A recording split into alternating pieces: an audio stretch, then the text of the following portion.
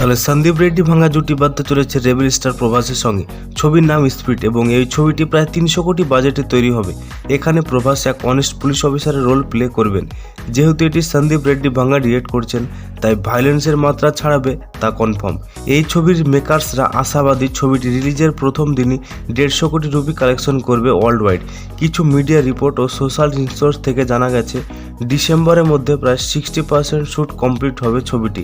স্পিরিটের teaser trailer সামনে আসলে বোঝা যাবে সন্দীপ রেড্ডি ভাঙা অ্যানিমেলের পর স্পিরিট দিয়ে ভায়োলেন্সের আর নতুন কি গল্প দর্শকদের উপহার দেয়। এবার আসি নীতিশ তিওয়ারি রামায়ণের কাছে। আমরা সকলেই জানি নীতিশ তিওয়ারির এই বিগ প্রজেক্টে রামের ক্যারেক্টার প্লে করছেন রণবীর কাপুর, রাবণের ক্যারেক্টারে থাকছে কেজিএফ খ্যাত রকিং স্টার ইয়াস এবং সীতার রোল প্লে করবেন Sai Pallavi.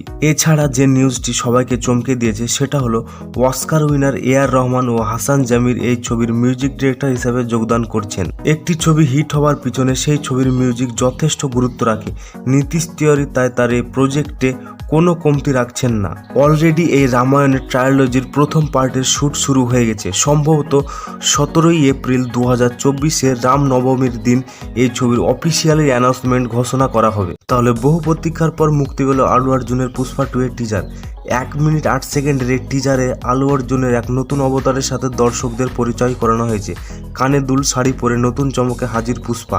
টিজারে VFX action sequence দেখে পুষ্পা 2 এর প্রতি দর্শকদের আকর্ষণ বেড়েছে। আগেই ঘোষণা হয়েছিল পুষ্পা 1 এর থেকে পুষ্পা 2 এর বাজেটে বেশ বড়সড় অঙ্ক কষা হয়েছে।